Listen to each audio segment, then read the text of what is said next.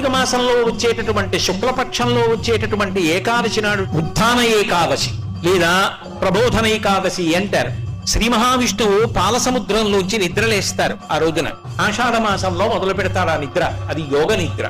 పైకి చేస్తున్న పూజ కాదు, మనస్సుల లోపల ఉన్నటువంటి భక్తిని లెక్కలోకి తీసుకుంటాడు దక్షిణాయనం. ఉపాసన కాలం కాదు. భగవంతుని మీద భక్తి ఉంటే పూజ చెయ్యకుండా ఉండలేదు.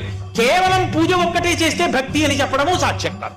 అందుకే భక్తి కన్నా పై స్థాయిలో మానసిక భక్తి ఉంటుంది.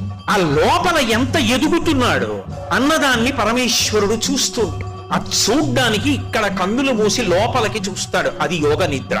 అటువంటి పరమాత్మ యోగ నిద్ర యందు లోకములను గమనించి కార్తీక మాసంలో వచ్చేటటువంటి శుక్లపక్షంలో వచ్చేటటువంటి ఏకాదశి నాడు క్షీరసాగరంలోంచి లేచి ద్వాదశి తిథి నాటికి ఒకనాడు మాట ఇచ్చాడు కనుక బృందకి ఆయన తులసి బృందావనంలోకి వస్తాడు. అందుకే ఆ రోజున